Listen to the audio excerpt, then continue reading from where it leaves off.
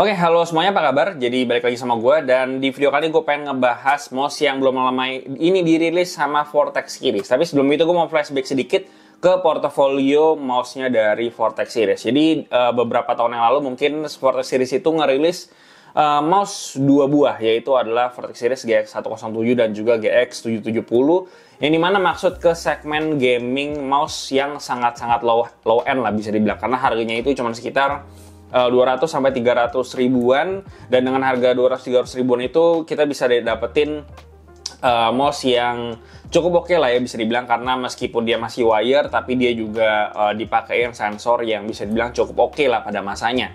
Dan sampai selang beberapa tahun setelahnya mereka nggak ada tuh ngerilis mouse-mouse lagi, sampai akhirnya mereka ngerilis Inno X1 ini ya, yang beberapa hari lalu udah dirilis sama mereka. Yang dimana dengan harga 500 ribuan ini mereka bisa dibilang masuk ke persaingan mouse-mouse gaming wireless di harga 500 ribuan dengan sensor yang bisa dibilang cukup oke. Dan di video kali ini gue akan ngebahas lebih lengkap soal mouse ini, kira-kira oke atau enggak. Nah, secara desain gue seneng karena sekarang itu mereka nggak ngebawa desain atau branding yang berlebihan kayak dua mouse mereka yang sebelumnya. Sekarang di bagian topnya bener-bener mulus banget, nggak ada branding apa-apa. Satu-satunya branding cuma di bagian bawah doang ada logo Vortex Series-nya, dan di bagian samping depan ada tulisan Inno X1-nya yang menurut gue nggak mengganggu, dan overall gue sih suka sama keseluruhan dari desainnya. Lalu untuk di bagian bawahnya, di sini desainnya itu mengingatkan gue dengan desainnya Lamzu Atlantis ya, yang dimana di sini ngebawa desain yang semi transparan, bolong-bolong, tapi bolong ini bercorak gitu ya. Dan selain itu juga secara aksen warna, dia ini warna putih sama merah di bagian scroll wheel, di play button sampai ke bagian bawahnya. Kurang lebih secara aksen dan referensi desain mengingatkan gue lah sama si Lamzu Atlantis tadi. Cuma ya secara overall sih ya gue nggak ada komplain lah ya soal desainnya. Lanjut buat shape atau bentuk dari si mouse ini. Jadi Inno X1 ini tuh gue seneng banget sama shape-nya, karena untuk hand size gue yaitu di 18x10 dengan grip style kesayangan gue, claw dan juga relax claw. Di mouse ini dia itu mengingatkan gue dengan shape-nya si G-Wolf HTS, yang dimana G-Wolf HTS itu kan dia punya ciri khas, punya ham yang cukup gemuk di bagian belakangnya, terus dia juga mouse tergolong kecil.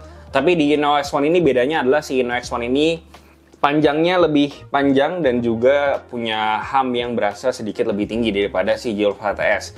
Dan dulu di G-Wolf HTS itu dia bisa dibilang gue pakai di relax claw itu agak kurang nyaman, karena bagian telapak tangan gue, terutama di bagian sebelah tengah sini, itu kurang bisa nge-support si mouse-nya itu. Dan ini berhasil di-solve sama si Inno X1, dan karena dia juga lebih panjang, jadi otomatis untuk relax claw ini jadi jauh lebih nyaman. Dan gue sangat apresiasi desain atau shape seperti ini. Selain itu untuk grip style yang lain kayak fingertip grip di sini juga masih bisa, karena secara dimensi dia itu nggak besar banget ya. Jadi di gue untuk 18x10 ini masih bisa banget buat dipakai di fingertip grip. Dan buat kalian yang bilang dia ini desainnya mirip sama G-Pro Wireless lah, Lamzu Atlantis lah, gue bisa confirm bahwa memang secara desain gue bisa setuju kalau memang ada kemiripan desain. Tapi secara shape atau bentuk ini tuh bisa dibilang sangat beda jauh total. Kalau sama G-Pro Wireless, si G-Pro Wireless itu jauh lebih panjang, jauh lebih kurus juga, dan jauh lebih ceper juga. Untuk Lamzu Atlantis sendiri, dia juga bagian depannya kerasa lebih agak ceper, dan juga di bagian side gripnya dia berasa lebih cekung. Jadi pas di tangan itu Lamzu Atlantis kerasa mouse-nya tuh agak sedikit kotak dibandingkan si Inno X1 ini. Jadi ya secara desain memang bisa disama-samain, cuman secara shape itu nggak bisa dibohongin pas udah dipegang sama tangan. Lalu buat rekomendasi hand size sendiri, untuk yang di bawah 19 cm itu bisa dipakai mouse ini di claw grip, bisa di relax claw grip, atau bahkan di fingertip grip itu juga bisa. Sementara untuk palm grip itu bisanya menurut gue di sekitar 18 cm ke bawah itu baru bisa nyaman di palm grip di sini. Sementara kalau kalian tangan lebih besar daripada 19 cm, itu gue saranin kalian cari mouse lain, karena di mouse ini gue yakin ini bakal kerasa kekecilan kecuali kalian pakainya di fingertip grip. Lalu berhubung si PCB-nya ini dia fokus dari tengah ke bagian atas, jadi otomatis secara weight distribution dia bakalan lebih berat ke bagian depannya guys. Cuman menurut gue di sini nggak berdampak banyak, karena yang pertama grip favorit gue itu adalah claw grip, yang dimana claw grip sendiri itu bagian belakang tangan kita di bagian sini itu tuh bakalan mensupport bagian belakang dari mouse, dan ketika dipegang dia nggak bakalan berasa weight distributionnya mendelosor ke bagian depan guys. Dan gue pun juga udah coba pakai mouse ini main di Battlefield. Gue coba ini pas ketika lagi di fingertip grip di sini juga nggak berasa dampaknya signifikan secara web distribution sampai yang mengganggu aim atau gimana banget. Gitu, dan asumsi gue karena yang pertama mouse ini bawaannya pun juga udah ringan, yaitu di 56 gram. Jadi ya mungkin saking udah ringannya, jadi secara web distribution udah nggak begitu berdampak lagi. Dan terakhir kali gue nyobain mouse yang di weight distributionnya hancur dan berasa sampai bikin aim gue jelek itu adalah Logitech G304 yang secara berat dia itu defaultnya di sekitar 80-an gram kalau pakai baterai yang lebih ringan atau pakai converter itu jadi sekitar bisa 76-78 gram. Di situ baru berasa. Cuman di mouse yang seringan ini setidaknya gue cobain mouse lain yang memang mungkin secara weight distribution kurang bagus, tapi itu tidak berdampak apa-apa sama gua setidaknya. Untuk fiturnya kurang lebih mouse kayak gitu-gitu aja ya. Untuk buttonnya sendiri dia totalnya ada 6, ada DPI button di atas, scroll wheel, ada side button juga untuk browser button, dan semuanya bisa kalian program lewat si software, dan di software kita bisa ngatur semuanya mulai dari DPI-nya, terus juga dari makro juga bisa kalian atur, RGB juga ada di bagian DPI-nya. Dan untuk overall secara software ini udah lengkap, leave of distance, polling rate semuanya udah ada. Ya udah cukup standar buat fitur mouse dari softwarenya ya. Dan selain itu juga untuk masalah paket pembeliannya itu juga ada dapat mouse extra mouse fit, ada grip tape, ada dapat kabel juga. Jadi secara paket pembelian udah cukup lengkap. Lalu untuk mouse fitnya di sini mereka udah pakai ban PTFE yang sudah rounded.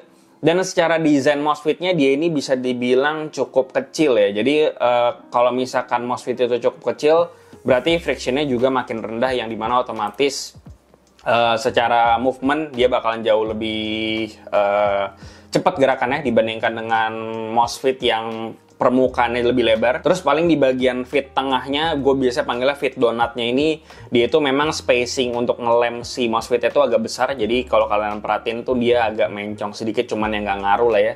Gue sih nggak OCD, kalau misalnya kalian OCD mungkin kan keganggu. Kalau ini memang nggak kelihatan presisi pas dipasang. Untuk koneksi kabelnya sendiri dia itu pakai kabel USB-C, dan untuk koneksi wireless sendiri dia pakai koneksi wireless 2,4 GHz yang colok ke dongle. Dan setelah gue pakai buat main beberapa game, gue colok juga bareng sama headset gue yang 2,4 GHz sih. Di sini gue cobain untuk masalah delay-delayan udah nggak berasa sama sekali, udah kayak mouse kabel. Ya udah kurang lebih sama kayak performa wirelessnya mouse gaming pada umumnya. Jadi gue nggak ada komplain sama sekali soal ini. Dan selain itu juga untuk urusan intervensi sinyal, gue udah cobain bareng sama headset gue tadi, udah gue bilang dia nggak ada isu juga.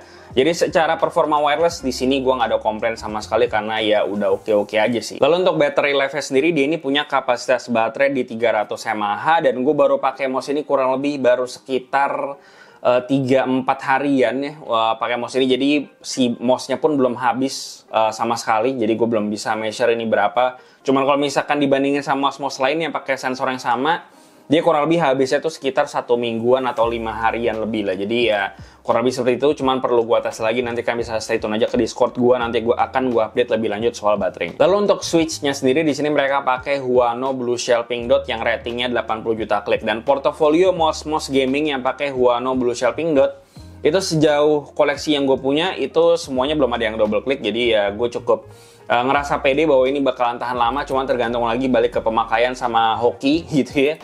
Dan untuk feel-nya sendiri, secara tactility ini enak. Dia tuh feel-nya nggak seberat kayak Huano Blue yang dulu ada di mouse-mouse Zowie. Di sini tuh jauh kerasa lebih ringan. Dibilang ringan banget kayak TTC Gold juga enggak. Jadi ringannya menurut gue cukup standar, cukup normal lah ya. Dan untuk feel tactile sendiri juga oke, dan dia itu juga nggak berasa ada post travel. Untuk rattle sendiri, nih gue kepret-kepret, nggak ada suara-suara yang aneh gitu ya. Dan untuk button placementnya, untuk browser buttonnya sendiri di sini udah cukup bisa diraih.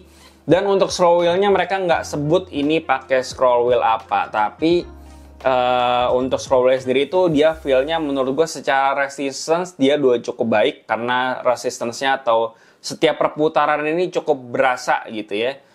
Cuman memang secara feel dia agak lembek feel-nya kayak ala-ala scroll wheel-nya Glorious model O. Cuman bedanya di sini menurut gue lebih baik karena scroll wheel-nya itu meskipun lembek tapi resistance-nya masih berasa banget lah gitu. Dan ya kurang lebih suaranya kayak gini.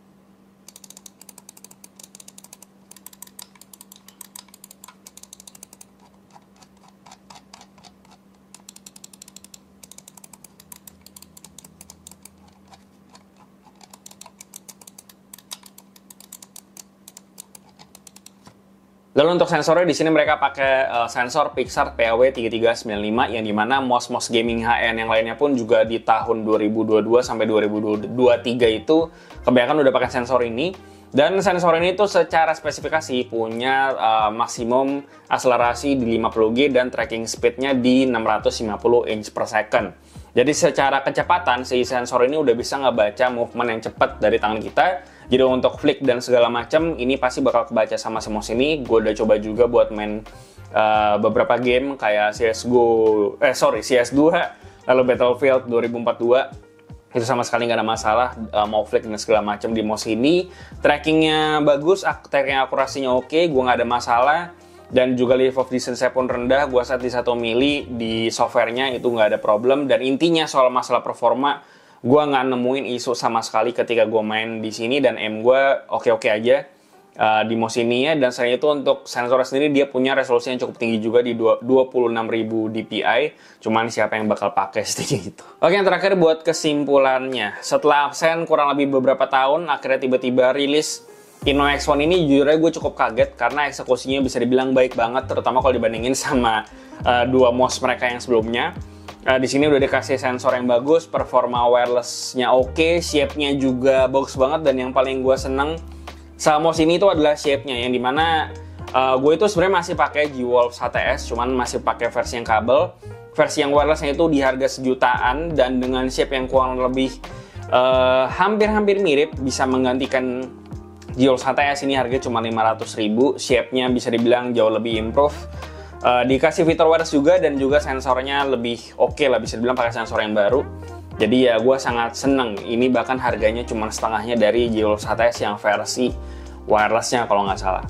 Gitu ya, dan ya definitely ini bakalan jadi mouse gaming wireless rotasi gue untuk beberapa bulan ke depan, selama tidak ada yang lebih bagus dari ini. Gitu ya, dan ya baru saya tahu aja nih, bisa banget gue rekomendasiin. Bahkan kayaknya ini harganya untuk yang pakai sensor 3395 dan wireless pula, kayaknya ini yang salah satu yang paling murah juga sih. Dan ya gue rasa itu aja yang bisa gue bahas soal Vortex Series Inno X1 ini. Seperti biasa, kasih tau gimana pendapat kalian di bawah, like dan share jika bermanfaat. Lalu follow semua sosial media kami di IG, di TikTok, lalu join komunitas kami juga di Discord, semua linknya ada di bawah. Yang terakhir, jangan lupa untuk subscribe. Gue Luis dari Ikran Kita Kadi. Sampai jumpa di video berikutnya.